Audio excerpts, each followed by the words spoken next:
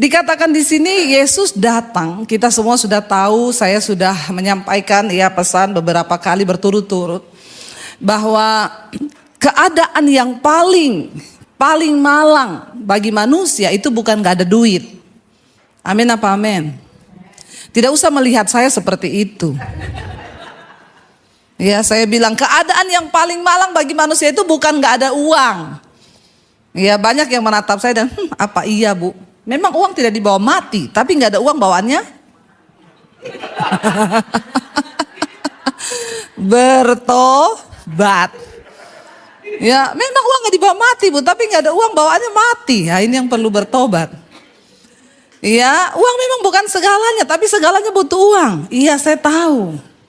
Tapi Alkitab berkata, saudara, satu keadaan yang paling malang dari manusia adalah ketika kita terpisah dari Allah. Amin. Kenapa itu menjadi keadaan yang paling malang? Karena kalau engkau terpisah dari Allah, engkau punya banyak uang bisa, tapi engkau gak ada damai sejahtera, gak ada sukacita. Dan itu orang yang paling malang kan, punya banyak uang tapi gak punya karunia menikmati. Hidupnya berantakan, rumah tangganya ribut, setiap hari konflik. Ya kasihan kan. Saya banyak ketemu orang kaya saudara, bahkan kaya raya ya. Tapi ketika ketemu mereka saya pulang, saya bilang sama suami saya, lebih bahagia kita. Kenapa? Karena ada Yesus dalam hidup kita.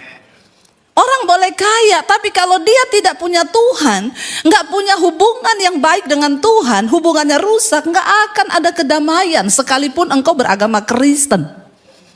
Makanya kita perlu mengalami Natal itu di hidup kita. Apa itu Natal? Natal adalah peristiwa Yesus lahir di hidup kita menjadi Tuhan dan Juru Selamat. Saya bukan hanya berbicara karena saya pernah mengalami bagaimana hidup di luar Yesus dan bagaimana hidup di dalam Yesus. Saudara tahu kesaksian saya, nama saya Debbie Basir. Tapi gak ada hubungan sama Abu Bakar Basir. Walaupun karena itu visa saya ditolak terus. Ya dipikir ada hubungan ya. Tapi saudara ya, saya dulu pernah hidup tanpa Yesus. Saya punya agama. Ya. Bahkan dari kecil diwanti-wanti, jangan bergaul sama orang Kristen, apalagi pacaran sama orang Kristen. Kalau kamu sampai menikah sama orang Kristen, lebih baik papi masuk penjara, papi bunuh kamu. Jadi saya menjaga hidup saya jauh-jauh deh yang namanya Kristen. Bahkan jatuh cinta sama laki-laki Kristen saya nggak berani, padahal yang ganteng-ganteng tuh cowok Kristen. Weh, Pak Lukas langsung bilang amin loh. Lumayan ada yang menghibur ya. Tapi cowok Kristen yang bertobat, nggak bertobat sama aja kayak setan. Ya, jadi saya takut. Tapi saudara, ketika Yesus datang, dari dulu saya pikir kemerdekaan hidup itu adalah ketika saya bebas melakukan apa yang saya mau, nggak ada yang larang. Saya mau bikin apapun nggak ada yang larang, itulah kemerdekaan. Sehingga saya jatuh dalam dosa, saya menikmati semuanya. Tapi ternyata apa yang saya dapatkan? Kehancuran. Pada ujungnya membawa saya pada satu keputusan, saya mau mengakhiri hidup saya dengan jalan bunuh diri. Hari-hari ini ada begitu banyak anak-anak muda, ya juga di Indonesia yang bunuh diri saudara. Kita harus perhatikan anak-anak kita loh hari-hari ini. Mereka itu menjadi anak-anak yang kurang tangguh. Apalagi kalau kita terlalu memanjakan mereka. Sudah dibiasakannya semua serba ada. Jadi anak-anak sekarang itu survei membuktikan mereka tidak punya lagi nilai juang itu sangat minim. Karena orang tua sudah menyediakan semua-muanya. Apa yang mereka butuhkan dikasih. Ingat saudara, mendidik anak bukan soal kita itu beri semua yang mereka mau. Ya, saya didik anak-anak saya. Ya, yang kecil itu, yang paling kecil anak saya, sampai hari ini ke sekolah naik Gojek. Orang-orang sebagian bertanya, ibu tega anak ibu itu naik Gojek, naik motor, naik Gojek itu dijemput Gojek. Saya bilang gak apa-apa, biar dia belajar menderita.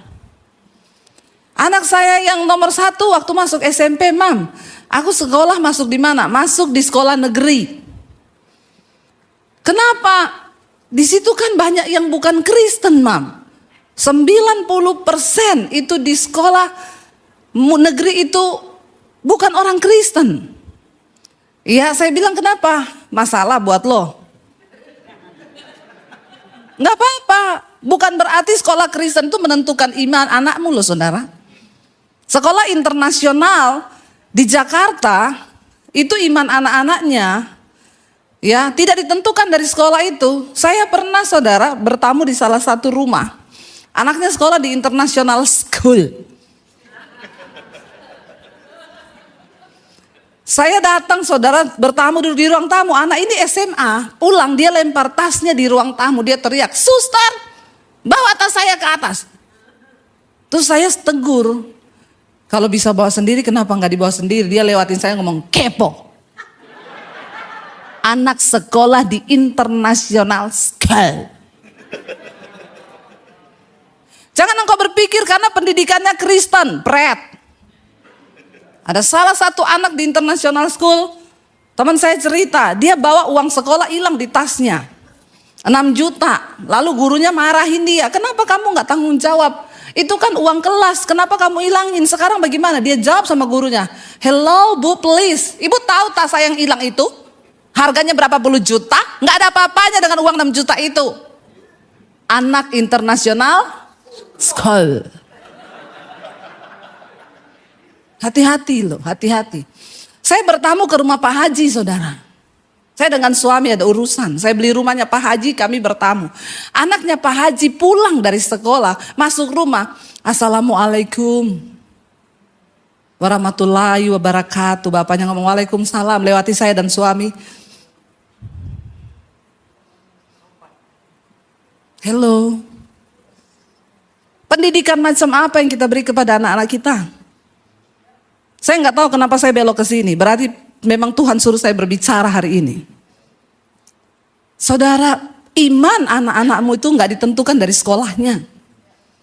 Zaman semakin berganti, ajari anak-anakmu takut akan Tuhan. Ketika bangsa Israel dibawa keluar dari tanah Mesir, Tuhan ngomong apa? "Tuliskan semua hukum-hukumku di ambang pintu rumahmu. Tuliskan itu di batu-batu kotamu, tuliskan dan ajarkan itu berulang-ulang kepada anak cucumu." Supaya mereka belajar tentang takut akan Tuhan. Anak saya yang gede waktu masuk SMP, "Mam, please deh, Mami yakin aku masuk negeri?" "Iya. Kamu harus belajar yang keras supaya nilaimu tinggi bisa masuk sekolah negeri." Ya, yang kedua itu memang gratis. Lalu dia bilang gini, "Oke, aku masuk negeri, tapi aku sekolah diantar." "Enggak, naik angkot." Kamu tahu nggak, Mami waktu dulu sekolah jalan kaki. "Ya Mami nggak usah bandingkan sama zaman dulu." "Nggak apa-apa, penderitaannya tetap sama. Masih bagus kamu naik angkot. Masih bagus kamu naik angkot." Jadi dia keluar dari rumah, perumahan, keluar itu naik ojek dulu atau jalan kaki kalau dia mau. Nanti di depan baru dapat angkot. Pulang hari pertama marah-marah. "Mami tahu nggak, naik angkot itu duduknya miring. Aku pusing." Baru hari pertama, nggak usah mengeluh. Sesuatu yang diulangi 21 kali itu akan menjadi kebiasaan. Kamu baru 1 kali, nggak usah ngeluh. Pulang hari kedua gitu lagi. "Mami tahu nggak, aku pusing gini-gini." Jalani aja dulu. Mami dulu jalan kaki. Kamu mau jalan kaki atau naik angkot? Udah bagus loh naik angkot. Mulai berikutnya 1 bulan sudah tidak mengeluh dia. Saya bilang sama suami saya, sudah enjoy. Cuma ada yang aneh, kita pergi ke gereja kan naik mobil pribadi. Di mobil pribadi kan menghadap ke depan, dia duduk miring ke samping. Terus saya tanya, "Kenapa kamu miring ke samping?" "Duduk menghadap depan pusing, Mam." Saya bilang, sudah terbiasa susah. Bagus. Ya, iya saudara. Ya ayo kita mau hari-hari ini kita perbaiki dulu. Nomor 1 dari keluarga, dari rumah tangga kita. Yesus datang itu membawa pembaharuan. Mari kita masuki tahun yang baru dengan prinsip-prinsip firman Tuhan. Supaya berkat Tuhan tidak terhalang atas hidup kita. Sekarang anak saya yang paling kecil itu sekarang kakak-kakaknya udah kuliah, semua kuliah bawa mobil sendiri. Dia bilang, "Mam, kan mereka berdua sudah bawa mobil sendiri, tapi mereka dulu sampai SMA naik ojek. Jadi kamu harus menikmati proses itu, tunggu sampai kamu lulus SMA. Naik ojek dulu aja." Garu-garu kepala dia, "Enggak apa-apa, tinggal setahun." Ya, enggak apa-apa, jangan jauhkan anakmu dari didikan, saudara. Supaya mereka itu ya memiliki nilai. Ya, dan saya dulu berpikir saya mau mengakhiri hidup bunuh diri. Kenapa? Karena saya nggak punya Tuhan di hidup saya. Apa yang bisa menjadi jawaban bagi anak-anakmu itu, yaitu mereka harus mengenal Tuhan. Ya, sehingga kita nggak perlu takut ketika anak-anak kita tahu mereka ada Tuhan dalam hidup mereka. Maka Tuhanlah yang akan menuntun mereka. Firman itu tanamkan dari kecil. Di mobil, di perjalanan, di rumah, engkau harus ucapkan firman. Ajari mereka tentang takut akan Tuhan. Saya selalu berkata kepada mereka, "Mami tidak bisa awasi kamu 24 jam, tapi Roh Kudus akan mengawasimu." Sehingga saya dulu pernah, saudara, saya bilang sama anak-anak saya, kalau Mami pelayanan keluar kota, ada oma di rumah, kamu jangan keluar malam. Oma itu ya deg-degan kalau kamu pulang malam, ada acara sama temen atau apa, ulang tahun. Satu kali saya baru landing di kota Palu, mami saya telepon, "Dep, Enji pergi malam-malam ya jam 7. Saya WA anak saya, "Ji, kamu kemana?" "Ulang tahun temenku, Mam. Udah lama di undangannya." Tapi kan mami bilang kalau mami lagi di luar kota kamu nggak boleh pergi. Tapi kan ya masa ulang tahunnya orang disesuaikan sama jadwal pelayanannya mami? Kan dia ulang tahun udah lama. Ya tapi gini aja, ini oma khawatir nanti kamu pulang jam 10 malam di Jakarta itu kan macet ya saudara. Kita tuh pulang aja jam 8 sampai rumah bisa jam 10 jam 11. Tapi gini aja deh, ya udah mami nggak bisa larang kamu. Di hatimu tuh ada Roh Kudus. Kamu tanya aja sama Roh Kudus, sebaiknya kamu pergi atau pulang. Sudah saya nggak WA lagi dia. Nggak lama mami saya WA, "Dep, Enji udah pulang." Saya tanya dia, "Ji, kamu pulang?" "Iya, aku putar balik." Puji Tuhan. Kita nggak perlu dengan kekerasan. Ketika anak-anak tahu takut akan Tuhan, hidup mereka akan terjaga di dalam takut akan Tuhan. Ya, kita berdoa dimulai dari kita dulu yuk, suami istri, bapak ibu. Siapa yang ada dalam Kristus, dia ada ciptaan baru. Kita harus lebih dulu diperdamaikan dengan Tuhan. Baru kita bisa memperdamaikan anak-anak kita juga dengan Tuhan. Rasul Paulus bilang, Tuhan mempercayakan pelayanan ini kepada kami. Karena Rasul Paulus sudah didamaikan dengan Kristus, dengan Allah lewat Kristus, makanya dia juga bisa memperdamaikan orang lain. Kalau hidup kita belum berdamai dengan Tuhan, mau pelayanan sehebat apapun tidak mungkin berdampak. Mau engkau pengusaha sesukses apapun, hidupmu gak ada dampak apa-apa. Hari-hari ini yang Tuhan cari adalah orang-orang yang hidup berdampak bagi kerajaannya. Katakan amin. Ya, kita berdoa, kita bisa melewati 2 tahun pandemi, udah puji Tuhan, haleluya 12 kali. Ya, tidak ada yang mustahil bagi Tuhan. Saya sudah bersaksi bolak-balik, di masa pandemi kami harus menjual rumah karena tidak ada pelayanan, kami hidup dari pelayanan. Anak saya bilang, "Mam, aku mau kuliah." "Berapa kuliahmu?" 70 juta. Aduh anak, kita mau pikir makan aja susah. Kamu di masa pandemi mau kuliah. Kuliah sama tidak kuliah tidak menentukan masuk surga, nak. Ya, enggak usah kamu kuliah. 70 juta. Tapi saya bilang kalau Tuhan berkehendak enggak ada yang mustahil. Berdoa saja. Tapi ini mami sama papi, kita kayaknya jual rumah Jakarta, kita pulang ke Solo. Nggak tahu mau hidup bagaimana dan tidak tahu pandemi sampai berapa lama. Ya, kemarin Pak Edward Chen cerita, dia pun mengalami. Ya, kita semua mengalami. Tetapi pandemi adalah ujian dan pemurnian. Orang-orang yang setia berpegang pada Tuhan akan diangkat tinggi oleh Tuhan. Seperti yang semalam saya bacakan, Tuhan berkata, "Kalau engkau dengan setia mendengarkan perkataanku, aku akan mengangkat hidupmu menjadi terhormat, terpuji." Ya, di antara bangsa-bangsa. Saya melihat itu saudara. Kita sudah hopeless, gak ada apa-apa. Saya cuma bilang sama suami, jangan pernah menyalahkan Tuhan. Dia Tuhan yang tetap sama dahulu, sekarang, bahkan sampai selamanya. Kita tetap bersyukur apapun yang terjadi. Hanya semudah Tuhan berfirman, dia membalikkan telapak tangan. Ya, kita gak jadi jual rumah, malah beli rumah, bangun studio. Di tengah masa pandemi bisa bangun puluhan gereja di desa-desa. Apa yang Tuhan buat? Nggak pernah kita bisa pikir. Ya, saudara, kita melihat apa yang Tuhan rencanakan itu jauh dari apa yang kita pikirkan. Makanya jangan takut lebih dulu. Tapi orang Kristen kadang tidak bisa melihat Tuhan, mujizat Tuhan. Kenapa? Engkau sudah takut lebih dulu. Ya, ketakutan lebih dahulu. Padahal nggak terjadi apa-apa. Belum tentu kan sesuatu yang kita takutkan itu terjadi. 99% ketakutan kita itu nggak pernah terjadi. Dan benar kemarin dibilang banyak yang mati di pandemi itu bukan karena virus, karena ketakutan. Karena ketakutan. Satu kali ada satu survei dilakukan, saudara. Mereka mau mencoba tentang kuasa perkataan dan ketakutan itu bagaimana bekerja. Jadi ini survei benar. Jadi ada sekelompok anak muda, mereka itu sepakat gini, nanti kalau si teman kita ini datang, sebut saja namanya Dewi, kita ngomong dia sakit ya. Semua sepakat ngomong dia sakit ya. Dari depan kampus, Dewi datang, satu temannya ketemu dia, Dewi kamu kok pucat ya, kamu sakit ya? Dia bilang, enggak itu saya enggak sakit. Tapi kamu pucat loh. Iya? Masa iya? Dia jalan ke toilet. Dekat toilet ketemu teman satunya lagi, dia bilang, kamu sakit? Enggak, tapi kamu pucat banget loh. Masa sih iya? Iya kamu pucat loh. Dia masuk ke toilet, dia lihat mukanya. Aku pucat ya, sakit ya, pucat, sakit. Lalu dia mulai imani, saudara, perkataan itu. Dia masuk kelas ketemu beberapa orang teman, mereka ngomong yang sama. Kamu sakit? Enggak tuh, tapi kamu pucat banget loh. Masa iya sih? Dia pikir, saudara, akhirnya ketakutan itu mulai masuk. Saudara tahu besoknya dia nggak hadir. 2 hari kemudian dia masuk rumah sakit. Itu cuma karena, jadi itu survei, ya.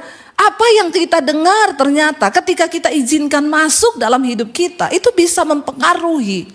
Dan saya melihat kemarin itu Pak di pandemi, orang-orang yang kena autoimun itu banyak sekali. Imunnya jadi kacau, kenapa saudara? Di tengah masa pandemi, mereka berusaha minum vitamin. Itu yang namanya vitamin C 1000, 2000, 3000. Vitamin E, vitamin D.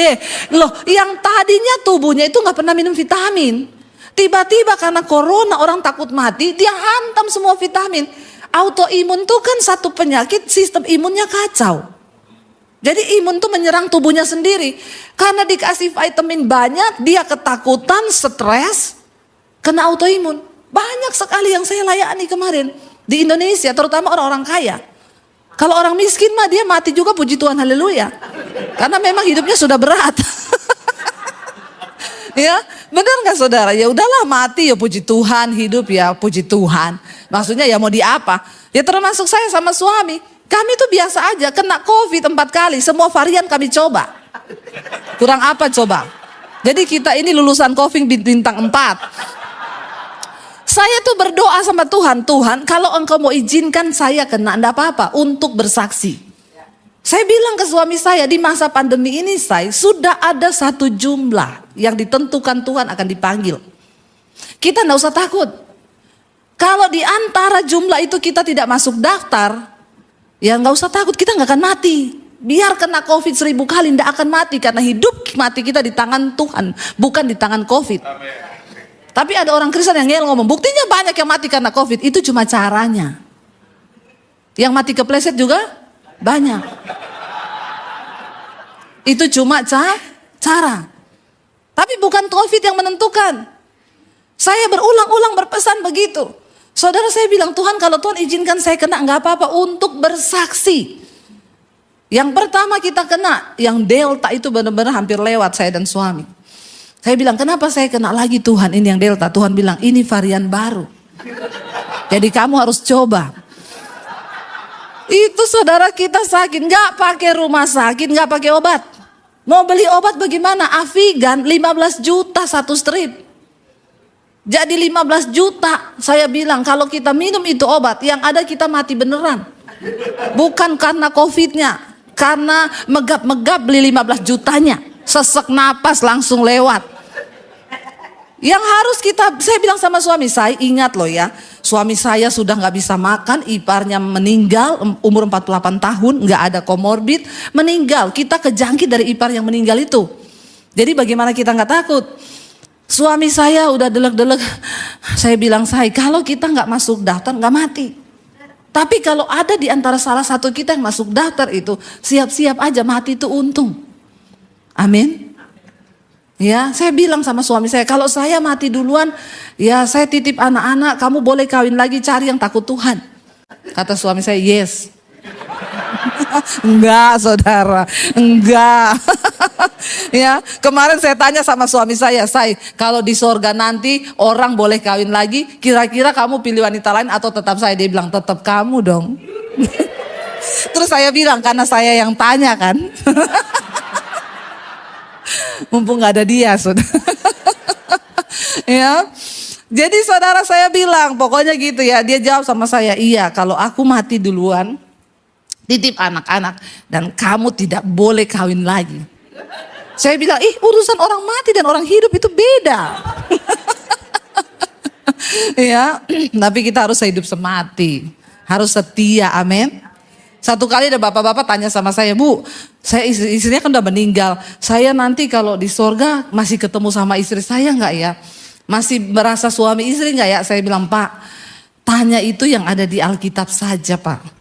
Saya ini kan belum pernah mati. Jadi Bapak tidak usah tanya yang saya tidak tahu. Saya belum pernah mati, jangan Bapak tanya itu sama saya. Kenapa? Bapak cinta banget sama istri Bapak, sampai di sorga aja mau ketemu, sampai mau sayang-sayangan sebagai suami istri." Bukan, Bu, masalahnya kan saya mau nikah lagi nih.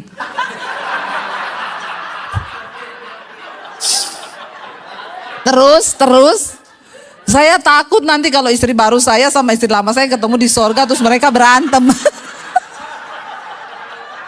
Takut berantem, saudara. Ya, itulah laki-laki ya. Waktu istrinya meninggal nangis alay lebay. Ya, begitu meninggal belum berapa bulan, datang sama saya ngomong gitu, orang gereja. Terus akhirnya ya nikah lagi. Makanya saudara, satu kali ada suami itu datang ke kuburan tiap hari bawa kipas angin. Ditanya orang, "Kenapa, Pak?" "Istri saya pernah ngomong, sebelum kuburan saya kering kamu ndak boleh kawin lagi." Jadi dia bawa kipas angin ke kuburan, saudara. Maksudnya biar cepat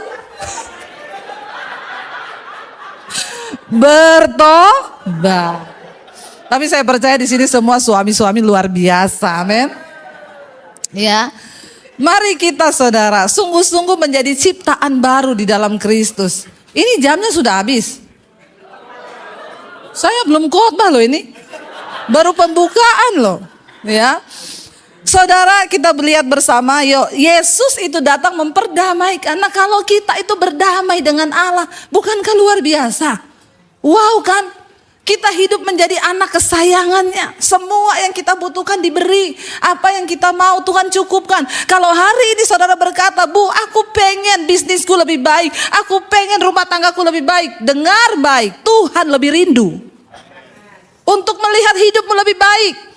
Tuhan lebih rindu untuk melihat rumah tanggamu lebih baik. Tapi sering kali yang menjadi penghalangnya adalah apa? Dosa. Kita gak sungguh-sungguh menaruh hidup kita kepada Tuhan. Kita melupakan Tuhan dan seringkali menomor berapakan Dia. Mari kita lihat bersama, kita buka lagi 1 Kolose, saudara, Kolose pasal yang pertama. Bukan 1 Kolose ya, Kolose pasal yang pertama.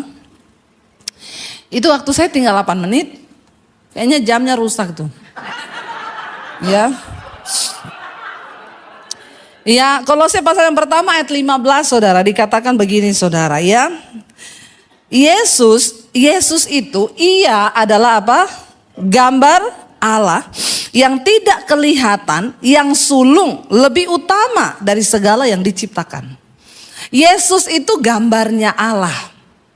Saudara, manusia itu selalu membutuhkan figur. Iya apa ya? Kita mau menyembah kalau nggak ada gambar juga kan bingung ya, saudara. Tutup mata, bayangkan wajah Tuhan yang muncul sembokong. Nggak jadi doa kita, saudara, malah lari ya. Dari awal yang namanya manusia itu butuh figur, wujud yang nyata, ya. Karena itu Tuhan berbicara kepada Musa, dia berkata begini, aku menampakkan diri kepada engkau dan bangsa ini tidak dalam rupa wujud. Kenapa? Karena kalau aku menampakkan diri dalam rupa wujud, pastilah bangsa ini akan membuat patung yang serupa dengan wujudku, lalu mereka akan menyembah aku. Padahal itu patung. Dari zaman dulu bangsa Israel itu suka membuat patung yang ada di gambaran mereka sebagai dewa atau Allah yang mereka puja. Lalu Tuhan berkata kepada Musa, aku tidak bisa menampakkan diri dalam bentuk wujud karena bangsa itu akan membuat patung yang menyerupai aku. Lalu mereka akan menyembah padahal aku tidak ada dalam patung itu. Tapi dalam perjalanan bangsa Israel, Allah itu hanya menampakkan diri dalam bentuk api, angin. Tuhan tuh tahu manusia itu butuh figur. Lalu Allah itu muncul ke dalam dunia lewat Yesus Kristus. Dikatakan kenapa? Karena Yesus itu adalah gambar Allah. Saya pernah ketemu saudara dengan seseorang, dia sopir Grab. Waktu saya naik Grabnya, saya pelayanan. Dia tanya sama saya, begitu saya masuk dia langsung bilang gini, ibu Chinese ya? Dalam hati saya, emang saya ini ada tampang Chinese? Ya, tapi kalau gendut sih memang mata saya hilang. Gak usah ketawa kenceng begitu. Ya. Terus saya bilang, kenapa Pak emang gak boleh bawa-bawa ras loh Pak? Lo kalau ibu Chinese berarti Kristen dong. Pengikutnya Ahok. Lalu saya bilang, ya kenapa juga Bapak bawa-bawa agama? Pokoknya Pak, NKRI itu harga mati. Gak usah lihat perbedaan. Gak berarti ibu Kristen. Saya jawab, iya. Pertama saya bilang, oh bukan, saya bukan Chinese Pak, saya ini dari Sulawesi. Oh ibu dari Sulawesi, iya berarti Muslim dong. Dulu. Loh kok dulu, sekarang saya Kristen. Oh berarti ibu murtad. Saya diam aja, saya bilang, Bapak ngatai saya apa aja gak apa-apa deh Pak. Bapak bilang saya murtad, yang penting jangan ngomong saya kafir ya Pak. Karena saya punya Tuhan loh. Ya iya dong Bu, kan berarti murtad. Kalau kita menyebut orang yang dari agama kita pindah itu murtad. Ya iya gak apa-apa, tapi kita gak pernah sebut orang itu murtad loh Pak. Karena siapa tahu dia mau berbalik lagi. Terus dia bilang, kenapa ibu murtad? Orang Kristen itu aneh ya Bu. Masa Tuhan jadi manusia? Terus saya tanya, loh Pak menurut Bapak Tuhan tuh maha kuasa gak? Iya maha kuasa. Tuhan bisa jadi api gak? Bisa. Tuhan bisa jadi air? Bisa. Tuhan bisa jadi cahaya? Bisa. Kenapa Tuhan bisa Pak? Kan dia maha kuasa. Kalau gitu menurut Bapak Tuhan bisa jadi manusia gak? Agak mikir dia. Terus dia jawab dengan berat hati, bisa. Itu mulutnya Bapak bisa ngomong bahwa Tuhan bisa jadi manusia. Sekarang saya mau jelaskan kepada Bapak kenapa Tuhan harus menjadi manusia. Tuhan menciptakan segala yang ada di dalam alam semesta ini Pak. Tetapi yang dikatakan dia ciptakan manusia itu serupa dan segambar dengan dia. Manusia itu makhluk paling mulia. Dan saya percaya di agama Bapak pun Bapak setuju mengatakan bahwa manusia ciptaan yang paling mulia. Kenapa? Pohon diciptakan punya raga tapi gak punya pikiran. Pohon itu gak punya otak. Dia cuma punya raga. Binatang diciptakan itu punya otak. Ya, tapi tidak punya akal budi. Tidak punya akal budi, cuma punya otak. Makanya sejinak-jinaknya hewan, satu saat kalau insting hewannya keluar, dia bisa menjadi galak dan bisa memangsa bahkan tuannya sendiri. Dulu papi saya itu pelihara anjing saudara, tapi buat jaga rumah. Anjingnya dirantai, kami gak boleh deket-deket. Tapi biasanya kita kalau kasih makan dia aman. Nah satu kali saya kasih makan, saya diserang saudara. Wah satu badan akhirnya anjing itu dipukulin sama papi saya. Duh, saya melihat ya kasihan. Tapi dia menyerang karena memang dia tidak punya akal budi. Tapi punya otak, kucing itu punya otak. Saudara pukul dia kalau dia nyolong makanan. Besok dia ketemu saudara dia tahu ini yang pukul saya. Dia lari waktu lihat saudara. Dia punya otak tapi dia tidak bisa membedakan mana yang baik, mana yang jahat. Manusia diciptakan Tuhan serupa dan segambar dengan Allah. Kita punya raga, punya otak, punya akal budi. Kita bisa membedakan mana yang baik, mana yang tidak. Karena itu dikatakan Allah mengasihi manusia yang diciptakannya itu serupa dengannya. Dan agar manusia itu tidak binasa, dia harus turun menunjukkan jalan keselamatan dalam rupa manusia. Makanya dikatakan di sini, ia adalah gambar Allah yang tidak kelihatan, yang sulung lebih utama dari segala yang diciptakan, saudara. Karena di dalam dialah telah diciptakan segala sesuatu yang ada di sorga dan yang ada di bumi, yang kelihatan dan yang tidak kelihatan, baik singgasana maupun kerajaan, baik pemerintah maupun penguasa, segala sesuatu diciptakan oleh Dia dan untuk Dia. Jadi singgasana, kejayaan, kehormatan itu semua Tuhan yang menciptakan. Hari ini jangan engkau cari singgasana dunia, tapi cari Tuhan. Maka Dia sanggup memberikan segala yang tidak engkau pernah pikirkan. Katakan amin. Ya. Ayat 17, Dia ada terlebih dahulu dari segala sesuatu dan segala sesuatu ada di dalam Dia. Ia kepala tubuh, yaitu jemaat. Ialah yang sulung, yang pertama bangkit dari antara orang mati, sehingga Ia yang lebih utama dalam segala sesuatu. Yesus adalah Tuhan yang pernah mati dan bangkit. Dan Alkitab berkata Dia datang dari sorga, jadi Dia tahu jalan ke sorga. Amin. Dialah Tuhan yang benar. Dia pernah mati dan dibangkitkan. Karena itu jangan takut. Jangan takut. Termasuk jangan takut mati. Katakan. Ada di sini yang masih takut mati? Berapa banyak yang tidak takut mati? Angkat tangan. Yang sudah siap mati? Angkat tangan. Saya tanya yang siap, bukan yang mau mati. Beda ya. Antara yang siap dan yang mau. Di Jakarta itu ya, orang itu kalau siap mati mereka beli tanah di San Diego Hills. Itu adalah tempat pemakaman elit orang kaya. Satu lubang bisa 1 M. Iya. Satu kali saya pergi di sana diundang untuk mendoakan satu pemakaman. Lalu teman saya di samping saya orang kaya, dia bilang, "Bu, saya satu keluarga sudah punya lubang loh di sini 5. Saya, suami, anak 3. Terus saya tanya, "Jadi ibu kapan masuk lubang?" Dia bilang, "Ih, dalam nama Yesus, ibu jangan ngomong begitu. Ibu, kalau orang sudah beli lubang berarti siap masuk lubang. Saya enggak mau beli lubang. Itu uang 1 M pilih buat bangun gereja di desa kan? Daripada buat beli lubang 1 M, 1 orang 5. Apalagi kalau daerahnya itu naik ke atas puncak-puncak begitu, pemandangannya bagus, itu sudah kayak di sorga. Itu bisa sampai 2,5 M di Indonesia. Orang mempersiapkan kematian dengan kubur yang mahal. Ya, jadi saya bilang kalau sudah siap beli lubang berarti siap masuk. Ternyata pas saya tanya dia bilang belum. Lah kalau ibu belum siap masuk lubang, ngapain beli lubang? Mending uang itu dipakai untuk hal-hal yang lebih berguna bagi kepentingan kerajaan Allah.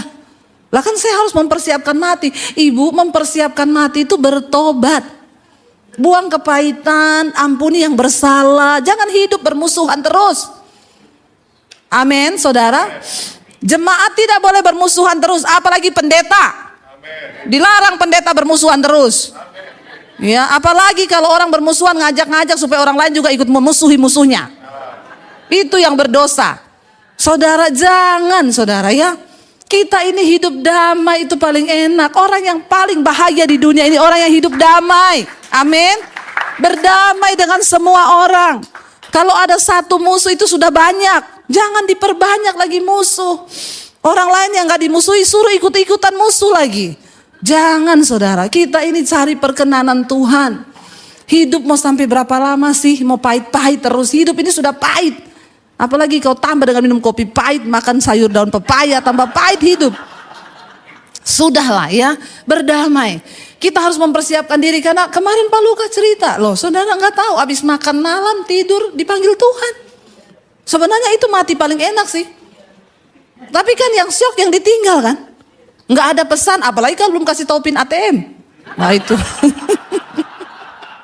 Ingat ya, PIN ATM. Masuk tahun 2023. Tadi malam ada bapak-bapak yang bilang, sudah Bu, saya sudah kasih ATM ke istri saya. PIN-nya sudah apa belum? Jangan cuma ATM-nya, yang penting PIN-nya loh. Ya, saudara, dikatakan dia pernah bangkit dari kematian dan dikatakan ia kepala tubuh jemaat. Ya, ia memperdamaikan ayat 20. Ayat 19, karena seluruh kepenuhan Allah berkenan diam di dalam Yesus. Wow, bayangkan loh. Ya, dan oleh dialah ia memperdamaikan segala sesuatu dengan dirinya, baik yang ada di bumi maupun yang ada di sorga, sesudah ia mengadakan pendamaian oleh salib Kristus. Juga kamu, baca sama-sama ini ayat ya, terakhir. Saya undang para imam musik maju ke depan. Juga kamu yang dahulu hidup jauh dari Allah dan yang memusuhinya dalam hati dan pikiran seperti yang nyata dari perbuatanmu yang jahat, sekarang diperdamaikannya dalam tubuh jasmani Kristus oleh kematiannya, untuk menempatkan kamu kudus dan tak bercela dan tak bercacat di hadapannya. Ayat 23 baca sama-sama, 1, 2, 3. Sebab itu bertekun dalam iman, tetap teguh dan tidak bergoncang, dan jangan mau digeser dari pengharapan Injil yang telah kamu dengar dan yang telah dikabarkan di seluruh alam di bawah langit, dan yang aku ini Paulus telah menjadi pelayannya. Saudara, kita ini dulu jauh dari Tuhan. Kita ini dulu memusuhi Dia dari pikiran dan hati kita. Yang nyata dari apa? Perbuatan kita yang jahat. Tetapi sekarang lewat kedatangan Yesus ke dunia, kita diperdamaikan. Dan dosa kita tidak lagi diperhitungkan. Tapi Tuhan mendamaikan kita dengan Dia. Karena itu mari kita berjuang, dikatakan. Kamu harus tetap bertekun dalam iman. Tetap teguh dan tidak bergoncang. Jangan mau digeser dari pengharapanmu kepada Injil. Apapun keadaannya, tetap pegang firman Tuhan. Engkau akan melihat, saudara, Tuhan pasti akan turut bekerja mendatangkan kebaikan bagi hidup kita. Mari bangkit berdiri bersama, kita katakan, Yesus pegang erat tangan kami Tuhan.